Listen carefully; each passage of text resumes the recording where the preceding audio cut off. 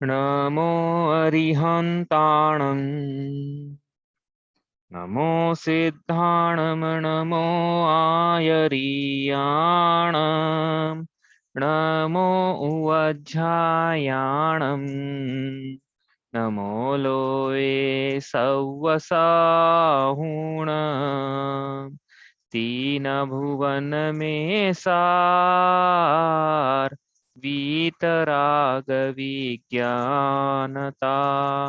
शिव स्वरूप शिवकार नमः त्रियोग समारिके।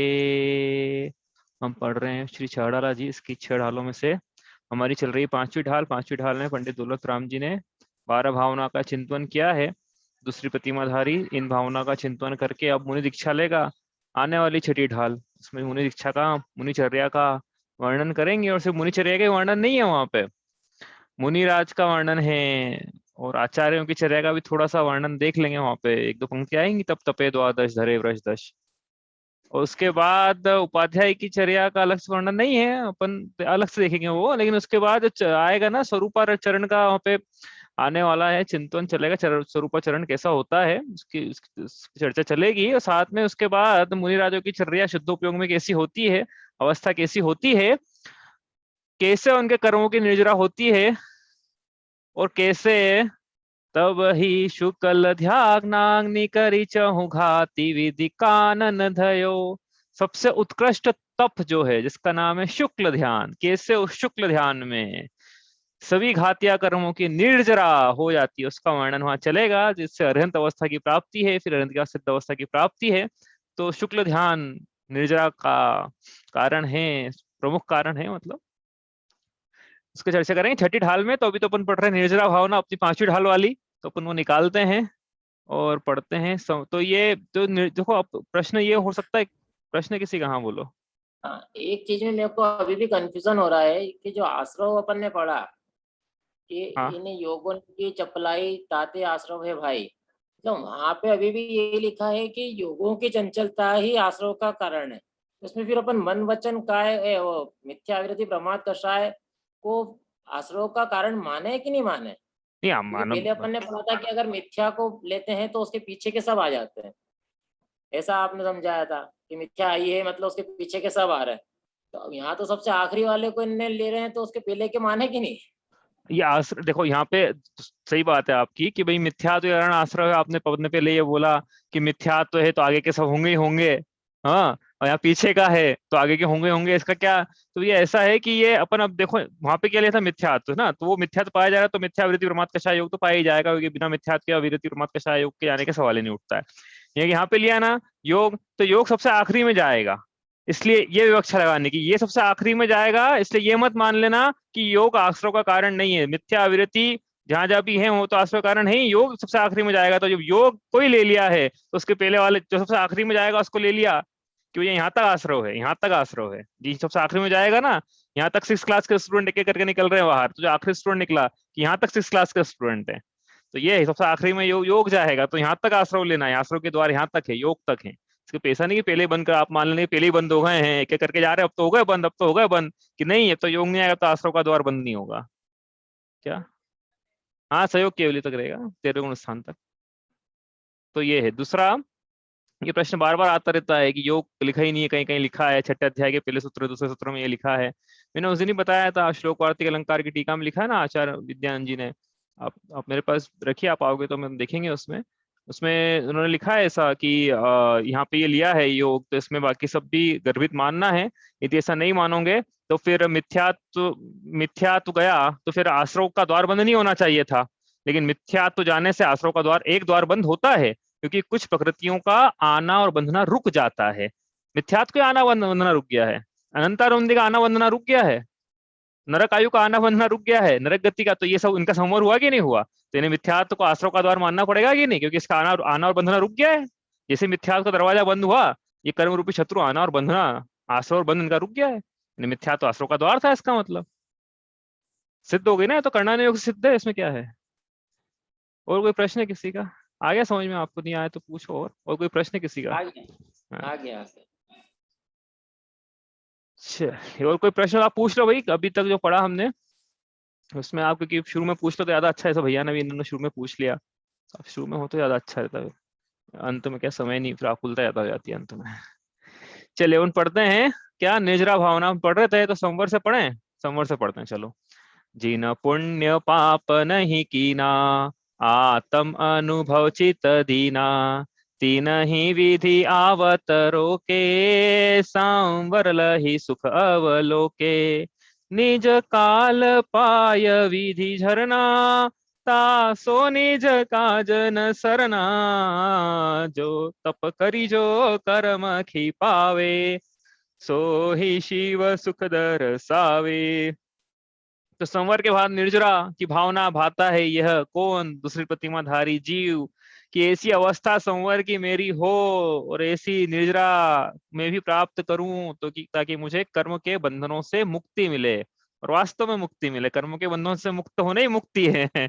तो कर्मों के बंध जो पड़े हुए नवीन कर्मों का आना तो रुक गया है, संवर हो गया है, तो लेकिन ऐसी संवर भी हो, ऐसी अवस्था हो, साथ में निर्जरा भी हो, ऐसी भावना भा रहा है। तो यहाँ पे उन्होंने पढ़ा ये शब्द, ये पंक्तियों का अर्थ किया था हमने, उसके पहले हमने पढ़ी थी निर्जरा है, द्रव्य निर्जरा क्या होती है, भाव निर्जरा क्या होती है, क्या होती है द्रव्य निर्जरा, आत्मा से कर्म के परमाणुओं का एक देश क्षय हो जाना है द्रव्य निर्जरा है, और आत्मा के ऐसे परिणाम जिनसे द्रव्य निर्जरा होती है, ऐसे कौन से परिणाम, ऐसे कौन से परिणाम से भाव निर्जरा, आत्मा के ऐसे कौन से परिणाम, तप रूप परिणाम। तो भैया तप तो लिखा है, तप के साथ तो संवर भी लगाना साथ में, ऐसे व्रत समिति गुप्ति धर्म अनुप्रेक्षा परिचय चारित्र और विशेष कर तप रूप परिणामों से निर्जरा होती है, मतलब संवर से भी निर्जरा है, ऐसा नहीं कि संवर से निर्जरा नहीं है, देखेंगे आज विषय आएगा तो, और संवर से कैसे निर्जरा है, लेकिन संवर होना शुरू हो गया तो निर्जरा भी शुरू हो गई है। चौथे गुणस्थान में निर्जरा हो रही है अविपाक निर्जरा, तो पांचवें मुझसे ज्यादा हो रही है, छठे मुझसे ज्यादा हो रही है। बोली तो वहाँ आप बोलोगे छठे में कौन सा तप, तप नहीं भी कर रहा है जीव, हो सकता है विषयों का सेवन करे, अब ये उल्टा अर्थ मत निकालना है इसका, लेकिन पांचवे में हो सकता है जी विषयों का सेवन करे लेकिन फिर भी निजरा चल रही है उसकी।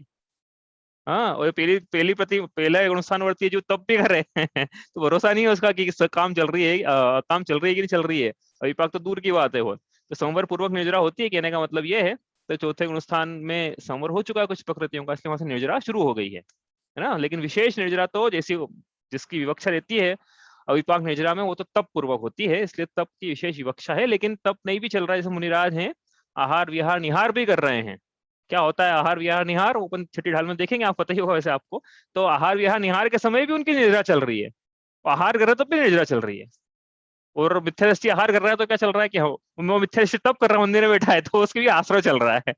ऐसी विवक्षा या मोक्ष मार्ग की जिनेन्द्र भगवान का शासन है, इसमें क्या है, सम्यक दर्शन की, सम्यक ज्ञान, सम्यक चारित्र की महिमा है, बहिरंग क्रियाओं की महिमा नहीं है। अंतरंग में क्या परिणाम पाए जा रहे हैं जीव के, वो जरूरी है। बहिरंग में क्रियाएं क्या चल रही शरीर की, वो इतना जरूरी नहीं है, वो तो साधन था, मेन तो ये कारण था, मुख्य काम तो कि अंतरंग में काशायिक भाव की मंदता है कि नहीं, उनका निरोध हुआ कि नहीं, पुण्य पाप भावों का, ये मेन। बहिरंग क्रिया कुछ भी हो उससे मुनिराजों की अपेक्षा बोल रहे हैं, पर अपने पे मत लगा लेना ये कि अच्छा कुछ भी हो तो ठीक है, गलत से फिर स्वाध्याय बंद, वो नहीं है। फिर करोगे क्या अपन, करेंगे क्या अपन, अन्य एक बार विवक्षा करी इसकी कि आपने पुण्य का भी निषेध कर दिया तो कल से नहीं जाए मंदिर, तो फिर हम यही प्रश्न बार बार आता है कि फिर करोगे क्या, दीक्षा ले रहे हो क्या, नहीं लें तो टीवी देखोगे फिर तो पाप का आश्रय हो रहा है। तो फिर पाप की अपेक्षा पुण्य का निषेध थोड़ी किया हमने, वो तो शुद्ध की अपेक्षा पुण्य का निषेध किया था।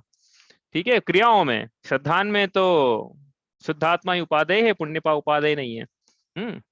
समझ में आ रही ना ये विवक्षा, सब हो चुका है अपना। अब ये आप नहीं समझ में आया तो पूछ लेना, ऐसा नहीं कि हो चुका है तो अपन नहीं पूछे, नहीं समझ में आया तो आप नहीं समझ में आया तो पूछ लेना, लेकिन ये अपन खोल नहीं रहे विषय, नहीं एक बार हो चुका है अपनी क्लास में ये।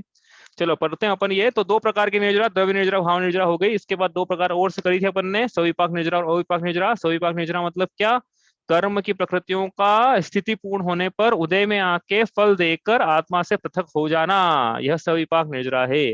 और अविपाक निर्जरा मतलब कि कर्म के परमाणुओं को स्थिति घटाकर, अनुभाग घटाकर उदयावली में अभी लाकर गिरा देना, उसका फल भोग लेना, उसका फल अनुभाग कम हो गया, फल जरा सा रहेगा उसका, बहुत कम रहेगा, लगेगा ही नहीं कुछ फल आया। तो ऐसी जो निर्जरा हुई ये कहा अविपाक निर्जरा। कैसे होती है, तप के बल से, तो लगाना साथ में, तप के बल से कर्म का स्थिति अनुभाग घटाकर उस कर्म के फल को भोग लेने पर कर्म के परमाणुओं का आत्मा से पृथक हो जाना अविपाक निर्जरा है। ये समझा हुआ रहेगा ना, जैसे कोई रटी थोड़ी परिभाषा है, तो समझी हुई तो इसलिए आपके सामने निकल जाती है ऐसी भी। देखो रट एक एक मतलब बहुत सारी चीज रटी हुई भी है लेकिन ये चीजें रटी हुई नहीं है ऐसी। तो क्या समझ लो आप, आराम से याद हो जाएगी आपको। ठीक है, तो ये हो गई। और कल अपन ने आखिरी में पढ़ा था सकाम निर्जरा और अकाम निर्जरा। तो अकाम निर्जरा क्या है कि अनिच्छा से विषयों का निरोध होने पर उसे शांति से सह लेना, उसमें जो होने वाली निर्जरा है वो अकाम निर्जरा है। क्या इच्छा पराधीनता के कारण, पराधीनता के कारण इच्छा तो हुई लेकिन पराधीनता व्यक्ति, इसलिए वो विषयों का निरोध उसके अनचाहा हो गया। चाहा नहीं था कि हो जाए लेकिन हो गया। अब होने से क्या हुआ फिर, शांति, शांत परिणाम रखे उसमें, हो शांत, ये जरूरी है शांत परिणाम रखना। शांत परिणाम रखे, और ऐसे होने पे जो निर्जरा हुई है उसे हमने कहा अकाम निर्जरा। और सकाम निर्जरा फिर जैसा विवक्षा जो पंडित बताए उसकी आप सुन लेना क्या, चलो आगे चले अपन। तो ये हो गया था हमारा। अब इसका अर्थ, हाँ इसका अर्थ कर लेते ना। निज काल पाए विधि झरना, की निज मतलब अपना, अपना मतलब किसका, अपना, अपना नहीं कर्म का काल मतलब स्थिति, कर्म की स्थिति पाकर कर्मों का झर जाना, है ना, स्थिति पाकर उदय में आकर पूरा फल दे के कर्मों का आत्मा से एक देश पृथक हो जाना। यह सविपाक निर्जरा है। तो वो जो पहली पंक्ति है वो सविपाक निर्जरा की परिभाषा है। तो सविपाक निर्जरा से, एक हाँ प्रश्न पूछना था। हाँ बोलो। मेरी आवाज आ रही है? आ रही ना, बोलो। हाँ, मैं ये पूछ रही थी कि अपन बोल रहे हैं कि कर्मों की निर्जरा करना है, पर कर्म तो दोनों बन रहे हैं, पुण्य कर्म भी बन रहे हैं, पाप कर्म भी बन रहे हैं। तो हम्म। शुद्ध अवस्था प्राप्त करने के लिए तो हमें पुण्य कर्मों की भी निर्जरा करनी होगी। अरे तो कर अच्छा हुआ पूछ लिया, अच्छा हुआ आपने पूछ लिया, तो करनी पड़ेगी ना, उसमें क्या। तो पुण्य लेके जाएंगे हम मोक्ष में अपन हमने जरूरत क्या हम नहीं पुण्य की। लेकिन हाँ उसको हाँ कैसे, उसको हाँ क्या हाँ, नहीं कम आ गया करना तो है क्या? उसका आपका अनुभाग भी कम करेंगे क्या? नहीं आपका आशय ठीक है, आपका प्रश्न का उत्तर मैं दूंगा बाद में। लेकिन आशय अच्छा है ये प्रश्न का, कि अरे इतनी मेहनत से तो हमने पुण्य कमाया और आपने उपवास करवा लिया, अब पुण्य के साथ पाप की भी निर्जरा हो गई, तो ये तो बड़ा नुकसान हो गया तब करके, इसलिए उपवास नहीं करेंगे आपसे आपके प्रश्न का उत्तर ये है कि स्थिति तो दोनों की कम होती है, पुण्य की और पाप की, तब से। लेकिन अनुभाग पाप का ज्यादा कम होता है, पुण्य का इतना कम नहीं होता है। ठीक है, अब या तो अपन सूक्ष्मता में नहीं जाएंगे। समझ में आ गया होगा आपको क्या बोला मैंने, वापस बोलूं एक बार, कि तप के बल से, जो अपन बोल रहे हैं निर्जरा यहाँ पे, तो क्या करा उन्हें, स्थिति दोनों कम करे, तो तप के बल से पुण्य और पाप दोनों की स्थितियां तो दोनों कम कम हो जाएगी। ठीक है, लेकिन तप के बल से अनुभाग पाप का ज्यादा कम होता है, ज्यादा इंटेंसिटी उसका, जो शेल जो वो हलाहल था वो नीम में बदल जाएगा ज्यादा। लेकिन इसका जो अमृत है ये उसमें नहीं बदल जाएगा। खांड में या जो पहले की प्रकृति है उसमें बदल भी सकता है, लेकिन इसका अनुभव कम होता कम होता है, पाप का अनुभव ज्यादा कम हो जाता है, उसका ज्यादा डाउन हो जाता है। ठीक है, और लेकिन एक फायदा फायदा देखना है यदि पुण्य का, तो एक चीज और है इसमें इसमें। पाप इसमें की, एक इसमें भी सेकंड, तब पाप की इसमें प्रकृतियां, एक सेकंड भैया, जो पाप की प्रकृतियां ना उसमें एक चीज और है, कि पाप की प्रकृतियां पुण्य में संक्रमित भी हो जाती है। तो तब तब से जो अनुकूलता है संसारिक, वो उसकी भी सिद्धि हो सकती है। कहने का मतलब ये है कि किसी को मोक्ष नहीं हुआ उसी जन्म में, तो आपने पुण्य तो पूरा छीन लिया उसको, तो क्या नरक भेजोगे क्या, कि नहीं, पुण्य बढ़ भी सकता है, और जो पाप की प्रकृतियां वो पुण्य रूप संक्रमित भी हो सकती है। हाँ, और यदि उसी उसी भाव में मोक्ष होना है तो फिर तो दोनों का ही निर्जरा होना है। हाँ भैया बोले, बोलिए अब। अपन तप करके निर्जरा करते हैं, तो तप करके तो पाप प्रकृतियों की निर्जरा हो गई, लेकिन तप के कारण पुण्य भी कम हो रहा है। पर तप करने से पुण्य कर्म बनते भी तो होंगे। वो हाँ कहा ना बनते, हाँ, वो उसका गणित बड़ा आसान सा है, सुनो आप, उनका प्रश्न क्या है कि तप करने से पाप की निजरा हुई और तप करने से पुण्य बांधा भी, तो इससे आश्रव भी तो हो रहा है, तो बड़ा सीधा सा गणित है इसका। उस अवस्था में जैसे आहार कर रहे हैं मुनिराज, निजरा हो रही हमने बोला आहार के समय में, ठीक है, तो जितने अंशों में वीतरागता पाई जा रही है उतने अंशों में उस वीतरागता के आधार से निर्जरा है, और साथ में जितने अंशों में सरागता पाई जा रही है, प्रशस्त राग पाया जा रहा है, उतने अंशों में उस प्रशस्त राग से शुभ का बंध है, शुभ का आश्रव है। हाँ ऐसा है ये। ठीक है, तो जितना जितना जैसा ऐसा भाव है। आया समझ में, और कुछ पूछना है? सब जो बोला सब ये भी देख लेंगे अपन, कहीं कहीं लिखा है, पढ़वा देंगे अभी आपको, नहीं तो आप बोले कहाँ लिखा है, ये सब परिणाम के सिद्धांत है क्या। एक बात बताऊं मैं आपको, देखो पहले भी शायद बताया था कि प्रथमानुयोग में बहुत ज्यादा डिफरेंसेस मिल जाएंगे आपको, फिर चरणानुयोग में थोड़े बहुत डिफरेंसेस मिल जाएंगे, द्रव्यानुयोग में और बिल्कुल थोड़े से माइन्यूट से डिफरेंसेस इधर उधर मतांतर मिल जाएंगे मतलब आचार्यों में।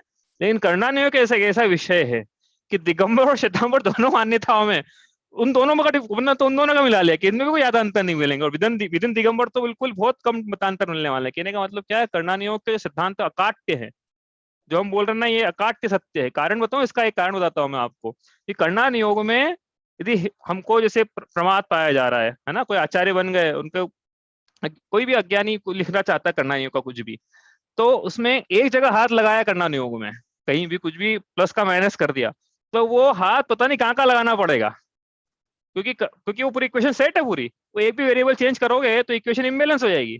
वो दिस इक्वल टू दिस है, और वो लेफ्ट में हाथ लगाया है तो पूरा इम्बेलेंस हो जाएगा पूरा, और वो यही नहीं आगे पता नहीं कितने सारी इक्वेशन चेंज करना पड़ेगी। इसलिए कर्णानुयोग के सिद्धांत अकाट्य है, इसलिए जो बोल रहे हैं ना हम, इस प्रकार सिद्धांत है सभी। ठीक है, कोई प्रश्न है किसी का कि चले आगे? चलो, सविपाक नेजरा से अब आत्मा का तासो निज काज न सरना, सविपाक नेजरा से निज काज न सरना। निज मतलब यहाँ पे निज का मतलब वहां पे पहला जो निज लिखा था उसका मतलब था कर्म के लिए लगाया निज, यहाँ पे जो निज लगाया है वो आत्मा के लिए लगाया, जीव के लिए। तो इससे आत्मा का काम नहीं होने वाला है, इससे सविपाक नेजरा से। क्यों नहीं होने वाला है? कर्म जाके पृथक तो हो रहे हैं, एक समय प्रबुद्ध प्रति समय में उदय में आके पृथक हो रहे हैं, लेकिन होता यह है कि यदि अकाम निगरानी हो रही है उसके है ना, मिथ्या दृष्टि ले लो अभी तो चलो अपन, उसके अकाम निगरानी हो रही है, तो उसने क्या करा, वो जब कर्म उदय में आए थे तो उसने उसके उदय में नई नई इच्छाएं कर ली, नए कषायिक शांत परिणामों से नहीं सहन किया उसने, नई इच्छाएं कर ली, नए कषायिक परिणाम कर लिए, तो कर्म के उदय में नई नए कषाय से नया आश्रय बंद हो गया। फिर जब उदय नया आश्रय बंद हो गया, फिर जब वो आया तब उसके उदय में नया आश्रय बंद हो गया, तो संतति चल रही है, इसलिए इससे कुछ काम नहीं हुआ अपना, उल्टा संसरण ही बढ़ा, संसार ही बढ़ा। हाँ, तो सविपाक निजरा कोई कार्यकारी नहीं है, अनादिकाल से हमारी सभी जीवों की चल रही है, एक इंद्र की भी चल रही है सविपाक निजरा। तो फिर क्या सभी के हो ही रहा है ये, तो फिर क्या किससे काम चलेगा? फिर कौन सी निजरा से काम चलेगा? तो उन्होंने अविपाक निजरा। अविपाक निजरा क्या होती है? तप करी जो कर्म खिपावे, तप के प्रभाव से स्थिति और अनुभाग दोनों कम करके जो कर्म के परमाणु उदयावली में लाके उनकी निजरा की जाती है, वह अविपाक निजरा है। तो वो उससे क्या काम होता है, काम क्या करना है हमको हमारे जीवन में? तो उन्होंने काम भी बता दिया कि सो ही शिव सुख दर्शावे, उससे ही मोक्ष सुख वो निजरा ही मोक्ष सुख का दर्शन कराती है, मोक्ष से साक्षात्कार करवाती है, मोक्ष रूपी वधु से परिणय कराती है, मुक्ति रूपी वधु की यह सहेली है। कहेंगे मंगत राय जी अभी क्या? अभिभाग नेजरा और तप ये मुक्ति रूपी वधु की सहेली है। सहेली क्या है? दुल्हन से, मुक्ति रूपी वधु से दुल्हन से परिणय कराने के लिए सहयोगी बनेगी। तो ये इस प्रकार से इसका अर्थ है। अपन ने अब देखते हैं अपन ने इसमें कुछ छूट रहा है क्या अपना तीसरे ढाल से, पंक्तियां पढ़ लेते तीसरे ढाल की, तो अपन थोड़ा रिवीजन भी हो जाएगा तीसरे ढाल से। और अपन ने ये सब तो पढ़ ही लिया है, पंक्तियां याद है किसी को तीसरे ढाल से?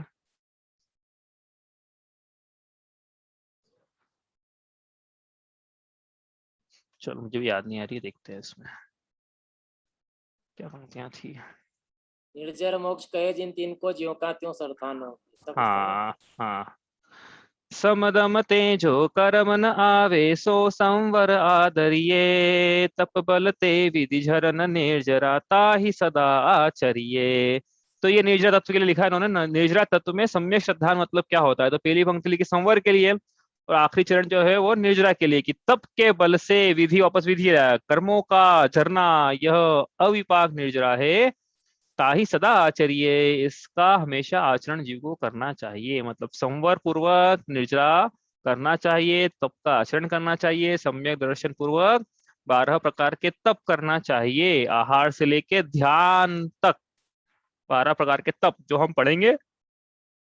हाँ, ऋचा बोली छठी डाल तप तपे द्वादश धरे वृष दश रत्न त्रय सेवे सदा, मुनि साथ में वा एक विचरे, चाहे भव सुख नहीं कदा।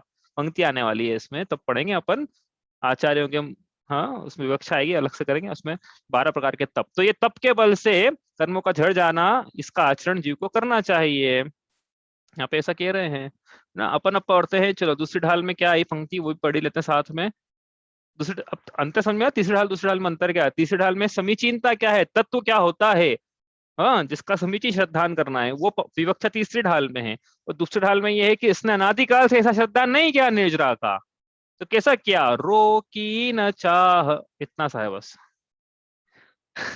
निज शक्ति खोए, है ना, पढ़ते अपन, चलो इसको तो बता भी देता हूँ आपको, थोड़ा कॉन्फिडेंस आ जाएगा कि हाँ ये पढ़ा हुआ है।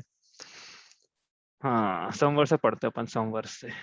आत्महित हेतु विराग ज्ञान ते लखे आपको कष्ट दान, रोकी न चाह निज शक्ति खोय, शिव रूप निराकुल तान जोय। तो यहाँ पे छठे सातवें छंद में निजरा तत्व संबंधी विपरीत श्रद्धान लिखा है, आधे चरण में लिख दिया उन्होंने, बस ज्यादा उन्होंने बिल्कुल छोटे छोटे शब्दों में, इसलिए छड़ाला याद होना चाहिए। रोकी न चाह निज शक्ति खोए, कि इस जीव ने अपनी इच्छा, हाँ ये प्रश्न पूछा था वहां पे, मुझे याद आया अब, कि इस जीव ने अपनी इच्छा का निरोध नहीं किया। तो अब ये निजरा का निरोध, अपनी इच्छाओं का निरोध नहीं किया, इससे निजरा तत्व में विपरीत श्रद्धान कैसे बनेगा, ये प्रश्न पूछा था। हाँ, याद है किसी को उत्तर इसका, कि यहाँ लिखा है कि इच्छा नहीं रोकी उसने। इच्छा का निरोध मतलब तप की डेफिनेशन हो गई, हाँ तप नहीं किया, हाँ और तप करने से ही निर्जरा होती है।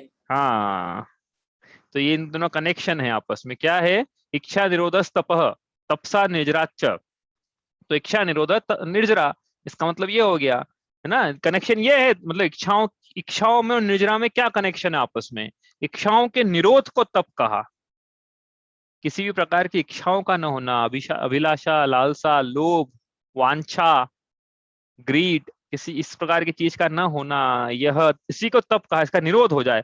मतलब ये नहीं कि हमने उपवास किया है और अब तो उपवास किया है, अब इच्छा होने पर भी भोजन ना करें, आज तुम्हारा उपवास गल जाएगा, लोक में हमारा नाम कैसे होगा, ये नहीं। उपवास क्या है, इसका मतलब ये है कि भोजन करने की इच्छा न हो, आज तो हम आत्मा के ध्यान में इतने लीन थे कि हमें भोजन करने की इच्छा तक नहीं हुई। होता है कि नहीं होता है ऐसा अपने साथ? आज तो हम टीवी देखने में इतने मशहूर हो गए, पता ही नहीं पड़ा कब भोजन का समय हो गया, इच्छा ही नहीं हुई हमारे, पता ही नहीं पड़ा। हाँ, होता है, विषयों के सेवन में इतने मशगूल रहे कि दूसरी चीजों की इच्छा ही नहीं हो रही हमारी, दूसरे विषय की, मतलब तो यहाँ कह रहे हैं आत्मा के ध्यान में इतने लीन थे कि इच्छा, तो ये इच्छाओं का स्वतः रुक जाना ये निर्जरा है, प्रवृत्ति पूर्वक है ना, रोक रोक के जबरदस्ती, ये उपवास नहीं है। उपवास में तो क्या है, स्वतः इच्छाओं का निरोध होना चाहिए, तो वो उपवास सही है। तो रोकी न चाह, इस जीव ने अपनी इच्छाओं का निरोध नहीं किया, और इच्छाओं का निरोध करना तब था, इसलिए इसने इच्छाओं का निरोध नहीं किया। एक्चुअली ये चारित्र में लगेगा, लेकिन यहाँ अपने को मान्यता में लगाना है, दूसरी ढाल है ना, ये दूसरी ढाल में मान्यताओं की चर्चा करिए, जीवादि प्रयोजन भूत तत्व श्रद्धे, श्रद्धान की चर्चा है यहाँ पे। तो श्रद्धान की चर्चा कैसे लगेगी फिर यहाँ पे, कि इसने इच्छाओं की उत्पत्ति, इच्छाओं की वृद्धि, इच्छाओं की पूर्ति को अच्छा माना, यह इसका मानना निजरा तत्व में विपरीत श्रद्धान है। मानना लगवाना पड़ेगा ना यहाँ पे, मानना है शब्द आना चाहिए, तो फिर बात चलेगी श्रद्धान की। तो इस जीव ने क्या करा, जितनी जितनी इसकी इच्छा हो, बहुत एम्बिशियस हूं मैं, पता है आपको, ये चाहिए वो चाहिए, होना चाहिए अपने को एम्बिशियस, हाँ, महत्वाकांक्षी। वहां पे तो ये क्या मैं पढ़ा रहा हूँ, अब वो वहां की बातें याद आ रही है, अपने क्या क्या पढ़ा था वहां पे, ये शब्द लिया था वहां पे, कि हमें महत्वाकांक्षी होना चाहिए, है ना, होना चाहिए ना महत्वाकांक्षी, मतलब जिसकी महत्ता है, महंतपना जिसमें है, उसकी आकांक्षा हमें होना ही चाहिए। हाँ, तो होना ही चाहिए ना, हमने कहा मना किया, तो महंत बना, लेकिन किसमें, संसार में है, हाँ, महंत बना मोक्ष। सिद्ध पने, हाँ सिद्ध पने में है, सिद्ध से ऊपर कोई नहीं है। तो ऐसी आकांक्षा हो तो चल जाएगी 10वें गुण स्थान तक, वो भी 10वें गुण स्थान तक चलेगी, इसके आगे आगे तो वो भी नहीं चलेगी। तो उसकी महत्व, वो आकांक्षा हो तो चल जाए, लेकिन जीव ने दूसरी आकांक्षाएं करी, तो ये इसका कि विषयों की इच्छा करूंगा, विषयों की पूर्ति करूंगा, जितनी जितनी इच्छा करूंगा उतनी उतनी सुख की प्राप्ति, नई नई इच्छा कर लूं बैठ के, कुछ काम नहीं तो क्या करें, चलो अपन ढूंढते हैं कुछ नई चीज, यहाँ जाना है, वहां जाना है, ये बनाना है, वो खाना है, इसके यहाँ जाना है, ये आभूषण पहनना है, ये मूवी जाना है, ये वस्त्र खरीदना है। नहीं भी इच्छा हो रही तो अपन चला चला के इच्छाएं कर लें, और फिर जब तक इच्छाएं पूरी नहीं हो तब तक आकुलित होए, और इच्छा जिस दिन पूरी हो जाए उस दिन नई इच्छा की प्राप्ति हो जाए, नई इच्छा हो जाती है उस दिन। पुरानी का तो होता है ना, अपने उदाहरण भी लिया था उस दिन, सब याद उस दिन का याद है मेरे को, तो पता नहीं क्यों आज ज्यादा याद आ रहा है। क्या लड्डू रखा मुंह में, हाँ, जैसे ही लड्डू रखा मुंह में तो लड्डू का स्वाद तो गया, और सामने दिखी सेव, और सेव खाने की इच्छा हो जाए, सेव रखी मुंह में तो आम का रस दिख जाए, तो ये इच्छाओं की पूर्ति को सुख मान रहे थे, लेकिन वो जिस विषय का आनंद ही कहाँ ले रहा है जीव, तो एक इच्छा के बाद दूसरी इच्छा, बिल्कुल चलते ट्रेन बनी हुई है इच्छाओं की, एक के बाद दूसरी की। तो उसने क्या, इच्छाओं की कोई पूर्ति इस प्रकार से होती नहीं है। पढ़ा भी था अपन ने, नहीं हुए मनोरथ पूरे, सब रह गए काम अधूरे। किसी के मनोरथ पूरे नहीं होते हैं, सब काम रह जाते हैं अधूरे। इंद्रादिक धनुर्धर सूरे, यमराज ने आचक चूरे। तो फिर हमारी इच्छा जब उनके नहीं चले, इच्छाएं पूरी हुई, मैं चक्री बन भाए भोगे भोग निरंतर, तो भी तनिक भय नहीं पूरन, भोग मनोरथ मेरे, मैं चक्री पद पाए निरंतर भोगे भोग घनेरे, तो भी तनिक भय नहीं पूरन, भोग मनोरथ मेरे। हाँ, अपन ने चक्रीवत नहीं पाया है, वो तो जो वहां पे चल रहा है, जिनके वर्णन चल रहा है पार्षद भगवान के जीव का, उनकी बात चल रही है वहां पे, कि वो उस समय चक्री थे, तो उन्होंने वो विचार किया वहां पे कि मैं चक्री हूँ आज, और इतने भोग भोग रहा हूँ, लेकिन फिर भी मेरे मनोरथ पूरे नहीं हो पा रहे हैं, चक्री के नहीं हुए तो अपने क्या होंगे। फिर भी जीव लगा पड़ा इच्छाओं की उत्पत्ति में, इच्छाओं की वृद्धि में, और इच्छाओं की पूर्ति में अच्छा मानता है ये। मान्यता की बात करना है अपने को, तो इसका एक निर्जरा तत्व विपरीत श्रद्धान है, क्योंकि इसने इच्छाओं के निरोध नहीं किया, इच्छाओं के निरोध को दुख रूप माना, अच्छा नहीं माना। तो बात यह है कि आश्रव और बंध में आश्रव बंध को अच्छा मानता है, संवर्ण निजरा में यह संवर्ण निजरा को बुरा मानता है। वो लगा ना विपरीत श्रद्धान में, तो अपन सही जगह जा पाएंगे। तो ये हुई पंक्ति यहाँ से। अब अपन पढ़ते हैं, अपन ने जो वहां पे निजरा तत्व संबंधी विपरीत श्रद्धान जो पढ़ा था ना, बार बार उसी का चिंतन अपन कर रहे हैं, कि किस प्रकार से जीव को निजरा तत्व संबंधी विपरीत श्रद्धान पाया जाता है। देखो अपन ने पॉइंट्स लिखे थे वहां पे। जीव इच्छाओं की उत्पत्ति और वृद्धि को सुख का हेतु मानता है, जिसके अपन ने विवेचना करी है थोड़ी सी। इच्छाओं की वृद्धि उत्पत्ति में सुख नहीं है, इच्छाएं न हो तो कितना अच्छा है, इच्छाएं नहीं होती हमारी, कितना अच्छा है। या ये ज्यादा अच्छा है, देखो आग नहीं लगे ये ज्यादा अच्छा है, कि आग लगने के बाद उस पर फायर ब्रिगेड आए और आग बुझाए, वो ज्यादा अच्छा है। तो इच्छाओं की ज्वाला ये भड़के ज्यादा अच्छा है, कि जो सम्यक ज्ञान के मेघों, सम्यक ज्ञान से नहाए खुद रोज, वो ज्यादा अच्छा है, उसकी शीतलता में रहे वो ज्यादा अच्छा है। तो इसलिए अपन ने पढ़ा था कि इसका ऐसा पाया जाता है, इच्छाओं की वृद्धि उत्पत्ति को सुख का हेतु मानता है, इसका विपरीत श्रद्धान है। फिर नीचे लिखा इच्छाओं की पूर्ति में, कि जितना ज्यादा इच्छाएं करूंगा उतनी ज्यादा पूर्ति होगी, इसके पूर्ति में लगा रहता है, लेकिन कभी इच्छाओं की पूर्ति होती नहीं है, लेकिन फिर भी इसे समझ में नहीं आता है, पता नहीं क्यों समझ में नहीं आता है। और देखो ना भाई, अपने पास्ट को देखो, दूसरों को देखो, किसकी इच्छाएं जीवन में, एक भी संसार में व्यक्ति नहीं मिलेगा जिसकी इच्छाएं पूरी हो गई हो। बड़े से बड़ा लेकर आ जाओ, मुनिराज को मत लेके आना आपने, दिगंबर मुनिराज को, बाकी संसार में इसके अलावा किसी को लेके आओ, बिना जो सम्यक दृष्टि नहीं है उसको, बड़े से बड़ा लेकर आओगे, वो भी बोलेगा कि भैया मेरी भी इच्छाएं रह गई है। हाँ, बड़े से बड़ा व्यक्ति की इच्छा रह गई है, मतलब किसी की शादी की इच्छा रह गई है, तो किसी का शादी हो गई तो डाइवोर्स हो गया उसका भी एक दिन पहले, बिल गेट्स का। इन्होंने लगा गजब, ऐसी ऐसी इतनी उम्र में इनकी इच्छाएं रह गई, मतलब इसकी शादी करे डाइवोर्स करे, क्या चल रहा है ये। हैं? चले आगे चले, वो तो तप को दुख का कारण मानता है। ये जीव तप को, और जितने भी संवर के मतलब जिससे निर्जरा होती है, निर्जरा किनसे होती है सब कर, लेकिन तप मुख्य कारण है, तो तप की अवस्था को, उपवास आदि को, अनशन आदि को से लेके स्वाध्याय, कायोत्सर्ग और ध्यान को यह दुख का कारण मानता है। स्वाध्याय तप का कारण है भैया। रस परित्याग ये सब पढ़ेंगे 12 प्रकार के तप, तो सब 12 कारणों को यह दुख का कारण मानता है।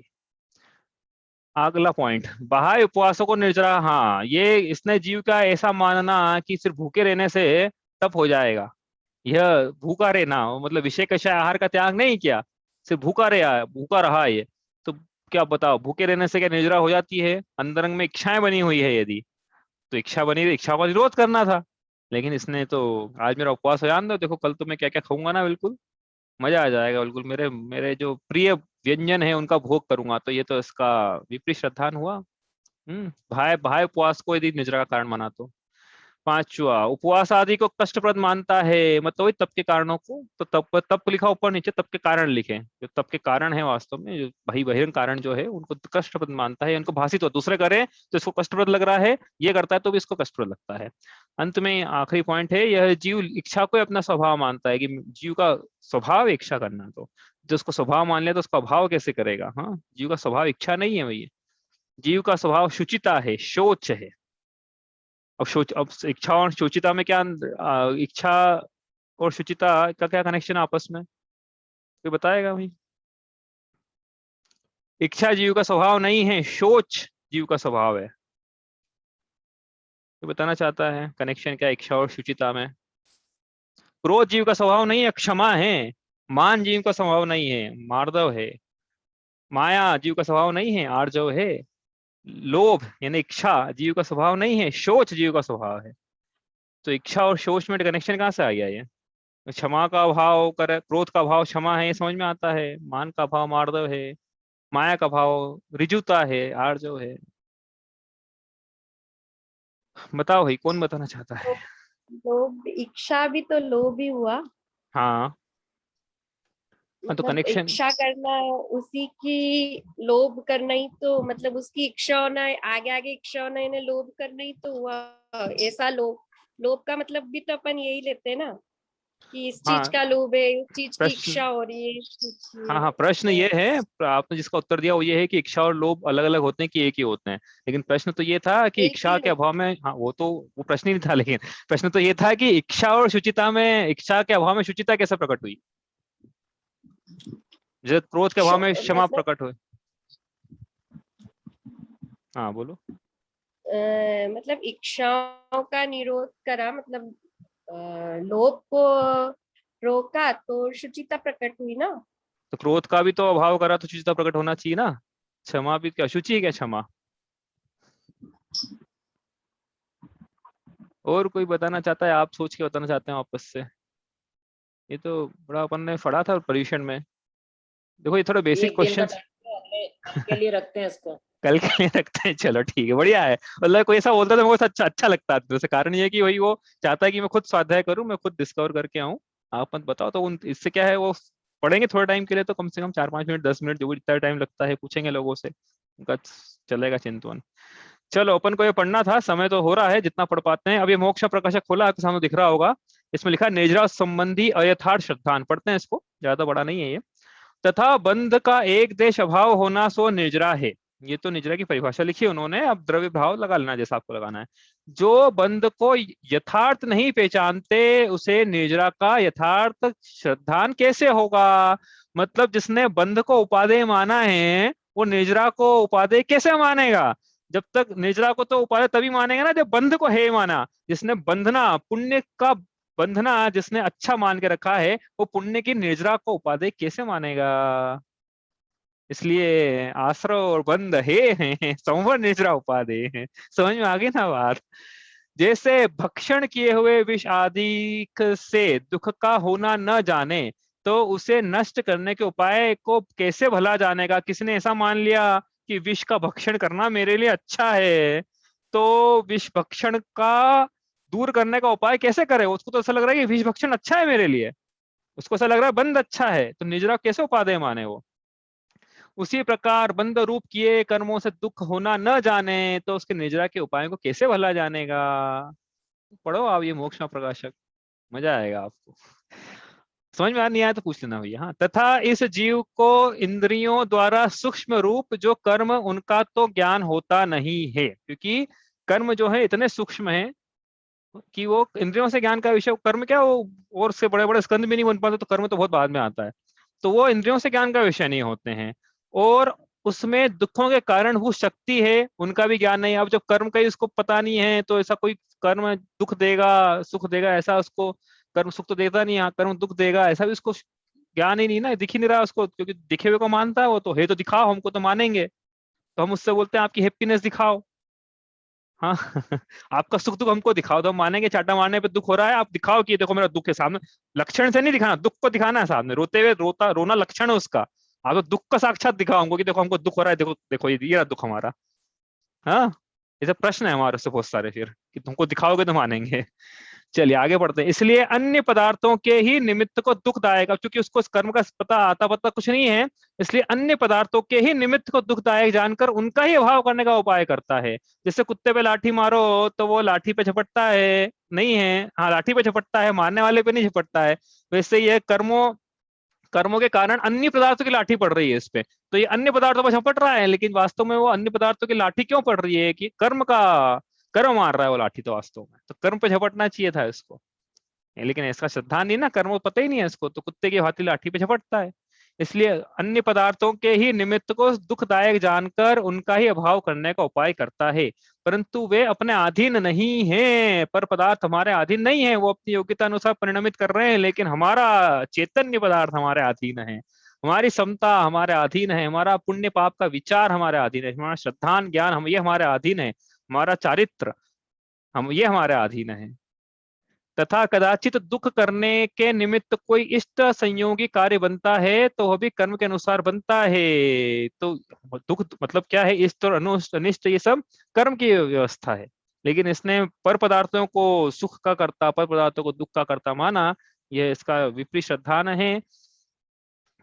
तो इसलिए उसका उपाय करके वृथा ही खेद खिन्न करता है कि पर में से अलग हो जाएं तो मुझे सुख की प्राप्ति हो। तो इसको क्या कर्म का सिद्धांत नहीं है, कहने का मतलब यहाँ पे तो ये था, देखो निजर तत्व में विपरीत सिद्धांत पढ़ना है ना आपने, उसकी पंक्ति वो निकालनी पड़ेगी, ऐसा नहीं कि आप आश्रव बंध में चले जाओ, तो पंक्ति ये निकालना पड़ेगी, कर्म उसको कर्म बंध का उसको विपरीत श्रद्धान है, कहने का मतलब ये था बंध का उसको विपरीत श्रद्धान है, इसलिए उसको निजरा का विपरीत श्रद्धान है। उसको बंध अच्छा लगता है इसलिए उसको निजरा अच्छी नहीं लगती है, इसलिए निजरा को भला नहीं जानता है, क्योंकि बंध को भला जानता है इसलिए निजरा को भला नहीं जानता है, नहीं मानता है, यह इसका निजरा तत्व में विपरीत श्रद्धान है। वो क्यों नहीं जानता, उसका हेतु देगी, कर्म को दिखते नहीं हो उसको, जो दिखता है उसको भला बुरा मान लेता है, लेकिन वास्तव में कर्म भले बुरे थे, इसलिए कर्म की निजरा करना चाहिए थी इसको, इन कर्म की निजरा तो नहीं करी, और दूसरे पदार्थों पे इसने अपनी चलाने की कोशिश करी, जो कि ये इसमें असफल ही होता है हमेशा।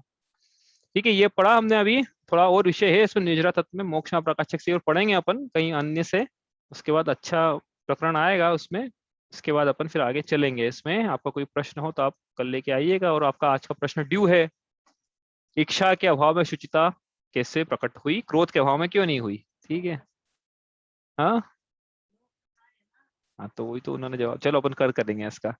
स्याद्वादनय षट द्रव्य गुण पर्याय और प्रमाण का, जड़ कर्म चेतन बंध का, अरु कर्म के अवसान का, कह कर स्वरूप यथार्थ जग का, जो किया उपकार है उसके लिए जिन वाणी माँ को वंदना शत बार है, वंदना शत बार है।